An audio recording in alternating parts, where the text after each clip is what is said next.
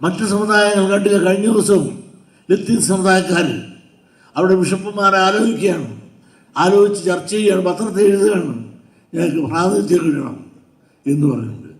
Christian ലത്തീൻ സമുദായം കേരളത്തിൽ എത്രയുണ്ട്?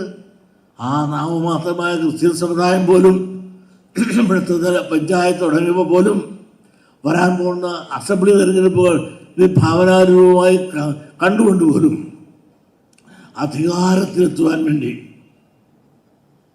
അവർ ഇപ്പോഴേ ചരടുപിടുത്തം തുടങ്ങിക്കഴിഞ്ഞു.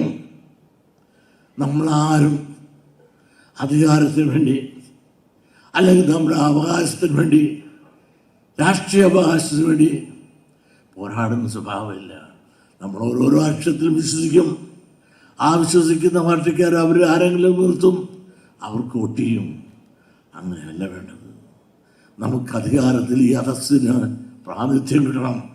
ആ പ്രാതിനിധ്യം കിട്ടണമെങ്കിൽ നിങ്ങൾ വിശ്വസിക്കുന്ന ഓരോ പാർട്ടിയിലും നിങ്ങളുടേതായ അവകാശങ്ങൾ ഉന്നയിപ്പിക്കാൻ നമുക്ക് സാധിക്കണം.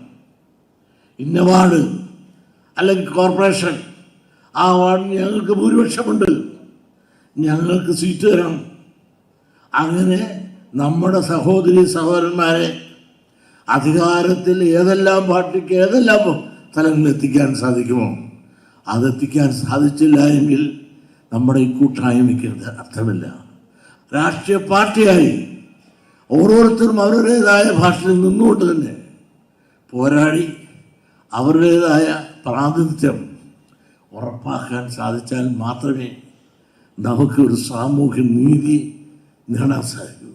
നിങ്ങളൊന്ന് ആലോചിക്കും, കോട്ടയം എടുത്താൽ ചില സമുദായങ്ങളുടെ കുത്തകയാണ്, അത് ഞങ്ങളാണിവിടെ എന്ന് പറഞ്ഞുകൊണ്ട് അവർ മുമ്പോട്ട് വരുമ്പോൾ അതല്ല ഞങ്ങളുണ്ടെന്ന് പറയാൻ മറിച്ച് ആരുമില്ല.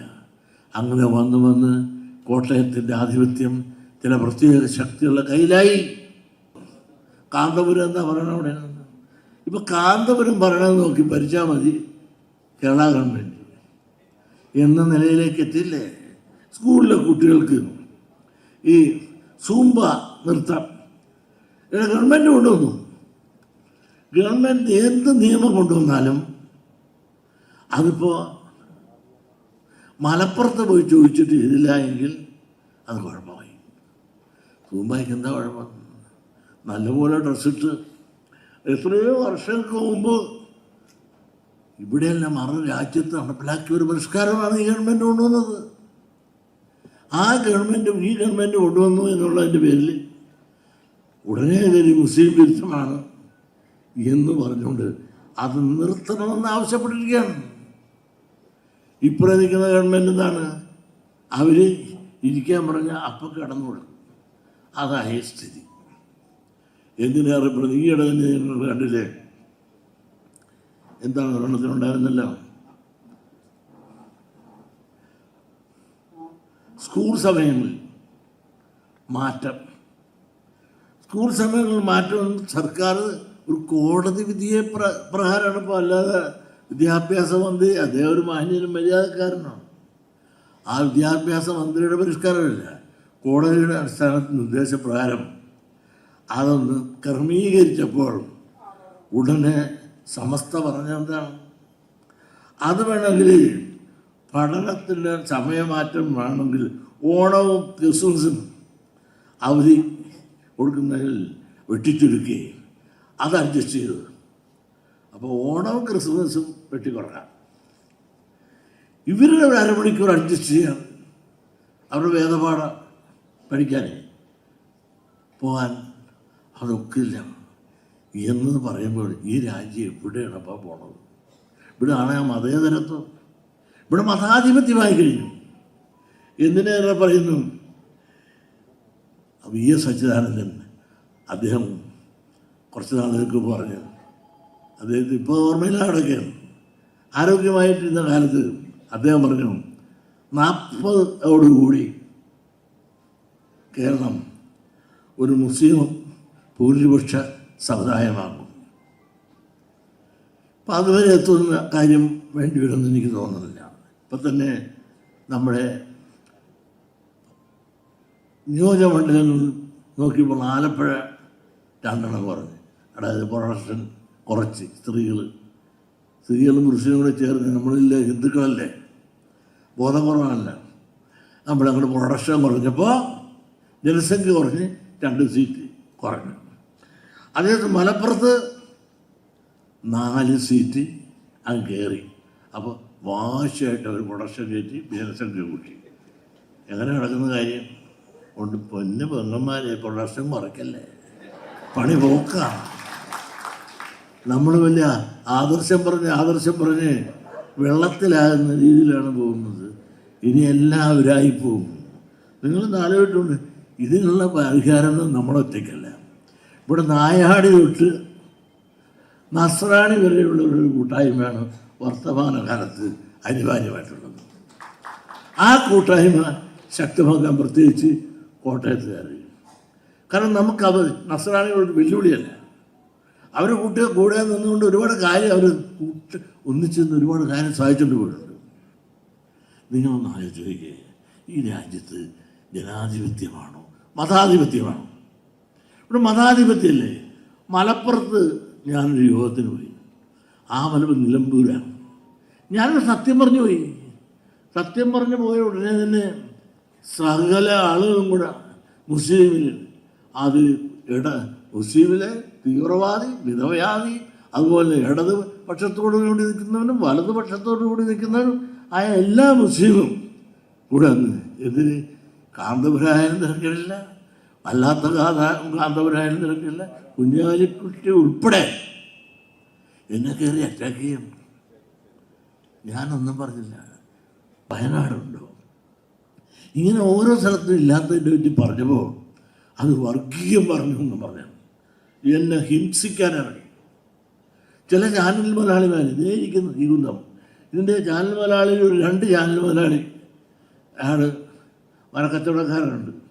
അവരുടെ ചാനലിൽ എന്നെ അങ്ങോട്ട് പോസ്റ്റമാട്ടം.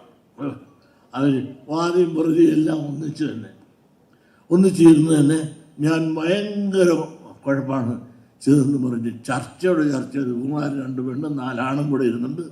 ആ ചർച്ചയോട് ചർച്ച അടിച്ച് കസറി. ഒന്നുമില്ല, പറ്റിയില്ലെങ്കിൽ ഉടനെ തന്നെ വിദ്യാസാഗർ അപ്പുറം കൊണ്ടിരുത്തും. അയാൾക്ക് പണിയൊന്നുമില്ലാതിരിക്കാനില്ല. നമുക്ക് എന്തെങ്കിലും പറയാൻ ഉടനെ നമ്മളിൽപ്പെട്ടവരെ തന്നെ കൊണ്ടുവരും. പക്ഷേ മറ്റുള്ള ജാതി, ഒരു നായർക്കെതിരെയായിട്ട് നായരെ കിട്ടുക പറയാൻ, ഒരു ക്രിസ്ത്യാനിക്കെതിരെ ക്രിസ്ത്യാനി കിട്ടുക, മുസ്ലിമിനെതിരെ ഒരു മുസ്ലിമിന് കിട്ടുക, നമുക്കെതിരെ എത്ര എണ്ണം കിട്ടും അവരോട് ചർച്ച ചെയ്തു. പക്ഷേ മഹാനായ പിണറായി ഒരു സ്റ്റേറ്റ്മെൻ്റ് വന്നതോടുകൂടി ഇവൻ്റെ എല്ലാം വായടക്കി, പിന്നെ നിർത്തി. ഞാൻ ആ പറഞ്ഞത് കുറച്ച് ശരിയുണ്ട്, പറഞ്ഞത് ഇന്ന അർത്ഥത്തിലാണ് എന്ന് പിണറായി സഹാവിൻ്റെ ഒരു സ്റ്റേറ്റ്മെൻറ്റ് ചേർത്തല ഒരു സമ്മേളനത്തിൽ പറഞ്ഞതോടുകൂടി ഇവന്മാർ പിന്നെ മടങ്ങിക്കണം. ചെറുതും വലുതുമായ ഓരോ കാര്യങ്ങളും ആലോചിച്ച് നോക്ക്. ഈ രാജ്യത്ത് വല്ലതും ചെയ്യാൻ ശ്രമിക്കുന്നുണ്ട്. വിദ്യാഭ്യാസ പുരോഗതിക്കുള്ള ഒരു കാര്യം ചെയ്യാം, കായികമായിട്ട് വിദ്യാഭ്യാസത്തിൻ്റെ സമയക്രമങ്ങൾ, അങ്ങനെ ഏത് കാര്യങ്ങളും തുടരണമെങ്കിൽ ഇന്ന് മലപ്പുറത്തുള്ള ആളുകളോട് ചോദിക്കാതെ സാധിക്കില്ലായിരുന്നു. അതിനൊരു പരിധിവരെയും ഗവൺമെൻറ് തലചായ്ച്ചു കൊടുക്കേണ്ട ദുരവസ്ഥയിലേക്ക് എത്തി. കാരണം അവരൊന്നായിപ്പോൾ 8 സീറ്റിലായി, 18 സീറ്റിൽ ജയിച്ചിട്ടുണ്ട്, 20 സീറ്റ് ഇപ്പോൾ അവർക്കുണ്ട്. ഇപ്പോൾ അനൗൺസ് ചെയ്തിരിക്കുക എത്രയാണ്? ഞങ്ങളുടെ ആ 2 സീറ്റ് വെച്ച് പറയണം, കാരണം ജയിക്കുന്ന സീറ്റ് വേണം, ആ 2 സീറ്റ് വേണ്ട. അപ്പോൾ ആ ജയിക്കുന്ന സീറ്റ് ഇവിടെ മേടിച്ചാൽ 18-ഉം 2-ഉം 20. ഇനി 4 സീറ്റ് തെക്ക് കൂടെ വേണം. അതായത് മലപ്പുറത്ത് മാത്രമല്ല, മലബാർ പ്രദേശത്ത് മാത്രമല്ല, അവർ തിരുക്കൊച്ചി പ്രദേശത്ത് കൂടി 4 വേണം. അതുകൂടെ കിട്ടിക്കഴിയുമ്പോൾ ഇവിടുത്തെ അസംബ്ലി തെരഞ്ഞെടുപ്പിൽ മഹാഭൂരിപക്ഷം അവർ കിട്ടും, അവർ കേരളം ഭരിക്കും, മുഖ്യമന്ത്രിവരാകും. ഇങ്ങനെയുള്ള വളരെ തന്ത്രപൂർവമായ ശ്രമങ്ങളുമായി അവർ മുമ്പോട്ട് വന്നു. ഈ രാജ്യത്ത് നിങ്ങൾ ആലോചിച്ച് നോക്ക്, ഈ രാജ്യത്ത് സമ്പത്ത് ആടില്ല, ഭൂമി ആരില്ല, പണം ആരെങ്കിലും, വ്യവസായങ്ങളെല്ലാം മുസ്ലിങ്ങൾ, പെട്ടിക്കട തൊട്ട് വലിയ കച്ചവടം വരെ അവരുടെ കയ്യിലായി, സമ്പത്ത് മുഴുവൻ അവിടെയായി, ഭരണം അവിടെയായി. അതുപോലെ ക്രിസ്ത്യാനികളും ഇവിടെ തന്നെ ജനസംഖ്യയുടെ ഒരു കണക്കെടുക്കുന്നു. ജനസംഖ്യയുടെ കണക്കെടുത്തോട്ടെ, ആ കൂട്ടത്തിൽ സാമൂഹ്യ സാമ്പത്തിക സർവേ കൂടെ എടുക്കണം. ആ സാമൂഹ്യ സാമ്പത്തിക സർവേ എടുത്താൽ മാത്രമേ ഈ രാജ്യത്ത് ഓരോ സമുദായത്തിൽപ്പെട്ട ആളുകളും എങ്ങനെ വിദ്യാഭ്യാസ മേഖലയിൽ, അതുപോലെ വ്യവസായ മേഖലയിൽ, സാമ്പത്തിക മേഖലയിൽ മറ്റുള്ള സമുദായങ്ങളിൽ എവിടെ കിടക്കുന്നു എന്ന് അറിയണമെങ്കിൽ ഒരു ജനസംഖ്യയുടെ കണക്കെടുപ്പ് മാത്രം പോരാ, അതിനോടൊപ്പം സാമൂഹ്യ സാമ്പത്തിക സർവേ കൂടെ എടുത്താൽ മാത്രമേ അത് മനസ്സിലാക്കാൻ സാധിക്കൂ. ഇപ്പം മാണി സാറിൻ്റെ മകൻ ചാടി പിടിക്കുക റബ്ബറിന് പറഞ്ഞു. റബ്ബർ മാത്രം പറഞ്ഞിപ്പോൾ ആളുകൾ ആക്ഷേപം പറഞ്ഞു. ഇപ്പോൾ പുളി കരിച്ച് നെല്ലും പറയാൻ തുടങ്ങിയിട്ടുണ്ട്, അല്പം തെങ്ങും പറയാൻ തുടങ്ങിയിട്ടുണ്ട്. ഇവരെല്ലാം അധികാരത്തിൽ കയറിയപ്പോൾ നിങ്ങൾ ആലോചിക്കൂ, മാണി സാറിന് വളരെ സ്നേഹമാണ്. ഈ കേരള കോൺഗ്രസിൻ്റെ ജനകീയ അടിത്തറ ഏതാണ്? മുഴുവൻ ക്രിസ്ത്യാനിയല്ലേ? അവർ നയിക്കുന്ന ആരാണ്? ബിഷപ്പുമാരല്ലേ? അവരാരുടെ നന്മയ്ക്കാണ് ചെയ്യുന്നത്. അവർ അവരുടെ സമുദായത്തിന് വേണ്ടിയിട്ടാണല്ല. അവർ സാമുദായിക ശക്തി സമാഹരിച്ചുകൊണ്ട് രാഷ്ട്രീയ ശക്തിയായി, രാഷ്ട്രീയ പാർട്ടിയായി, രാഷ്ട്രീയ അധികാരം ഇവിടെ കയ്യേറുകയാണ്. കേരള കോൺഗ്രസിൻ്റെ ജനകീയ അടിത്തറ ഏതാണ്? ക്രിസ്ത്യാനികളാണ്. അതിന് മേമ്പൊടിക്ക് കുറുപ്പിൻ്റെ ചേട്ടൻ്റെ മകനെ കൊണ്ട് നിർത്തിയിട്ടുണ്ട്. അത് കൊതി കിട്ടാതിരിക്കാൻ വേണ്ടിയിട്ട് മതേതരത്വം പറയാൻ. ജോസഫിൻ്റെ കൂട്ടത്തിൽ ആരെങ്കിലും ഉണ്ടാകും? ക്രിസ്ത്യാനിയല്ലാതെ വല്ലരും. ഇപ്പം ഇവരെല്ലാം രാഷ്ട്രീയപരമായി ഉയർന്നപ്പോൾ അവരാർക്കാണ് കൊടുത്തത്? ഇവരെല്ലാം കൊടുത്തതാണ്. MP ഫണ്ട് തന്നെ പരിശോധിച്ചു. ഈ ഫണ്ട് നമ്മുടെ ആൾക്ക് കിട്ടണ്ടേ? ജോസഫ് കിട്ടിയപ്പോഴും ജോസഫ് ആർക്കാണ് കൊടുത്തത്? പള്ളിക്കൂടത്തിൽ അങ്ങേര് അദ്ദേഹം മന്ത്രിയായിരുന്നു. നമ്മുടെ ഒരു അന്തകനാണ്, വിദ്യാഭ്യാസ മേഖലയിൽ നമ്മൾ തകർത്ത അന്തകനാണ് BJS. അങ്ങേര് മന്ത്രിയായിരുന്ന കാലത്ത് അദ്ദേഹത്തിൻ്റെ കൂടെ സെക്രട്ടറി, വിദ്യാഭ്യാസ സെക്രട്ടറി ആയിരുന്നു കണ്ണന്താനം. ആ കണ്ണന്താനം പറഞ്ഞറിയാമോ, ഞാൻ 34 കോളേജുകളാണ് ക്രിസ്ത്യാനികൾക്ക് വേണ്ടിയിട്ട് ഒപ്പിട്ട് കൊടുത്തത്. എന്നിട്ട് അവന്മാരാരും എന്നോട് നന്ദി കാണിച്ചില്ല. എന്ത് പറയാം? അന്ന് ഇടതുപക്ഷ ഗവൺമെൻറ്റാണ്. 34 എടുത്തപ്പോൾ ഇടതുപക്ഷ ഗവൺമെൻറ് ശക്തമായി എതിർത്തപ്പോൾ ജോസഫ് പറഞ്ഞ് അങ്ങനെ എതിർത്താൽ ഞാൻ രാജിവെച്ചു പോകും. അങ്ങനെ രാജിവെച്ച് പോകുമെന്ന് ഭീഷണിപ്പെടുത്തിയപ്പോൾ ഗവൺമെൻറ് അനങ്ങില്ല. ആ 34 ഒറ്റടിക്ക് ഈ കണ്ണന്താനമോ BJS ചേർന്ന് സ്വന്തം സമുദായത്തിന് കൊടുത്തു എന്ന് മാത്രമല്ല, ആ വിദ്യാഭ്യാസ പരിഷ്കാരം, ആ പരിഷ്കാരത്തിൻ്റെ രക്തസാക്ഷിയാണ് നമ്മൾ. ആദ്യം കേരള കോൺഗ്രസ് എന്ന് പറഞ്ഞ ഈ കൊളറ കോൺഗ്രസ് ഉണ്ടാകുന്നത് തന്നെ ശങ്കറിനെ അധികാരത്തിൽ നിന്ന് അടിച്ചിറക്കാൻ വേണ്ടിയിട്ടാണ്. അതാണ് പിന്നെ വളരും തോറും വളരുകയും ചെയ്ത് മുമ്പോട്ട് കൊണ്ടുപോകുന്ന ഈ രാഷ്ട്രീയ കക്ഷി അവിടെ ആർക്ക് വേണ്ടിയിട്ടാണ്? അവരൊറ്റ സമുദായത്തിൽ, ബേസിക്കലി അവരൊറ്റ സമുദായത്തിൽ. മുസ്ലിം ലീഗ് ആർക്ക് വേണ്ടിയിട്ടാണ്? അവർ പറയുന്നുണ്ട് മുസ്ലിം ലീഗ്. മുസ്ലിം ലീഗ് എന്ന് പറഞ്ഞാൽ എന്താ? മുസ്ലിം കൂട്ടായ്മ എന്നാണ്. ആ മുസ്ലിം കൂട്ടായ്മയുടെ പേര് പാർട്ടി ഉണ്ടാക്കി. അവർ ഉപമുഖ്യമന്ത്രിയായി കേരളത്തിൽ.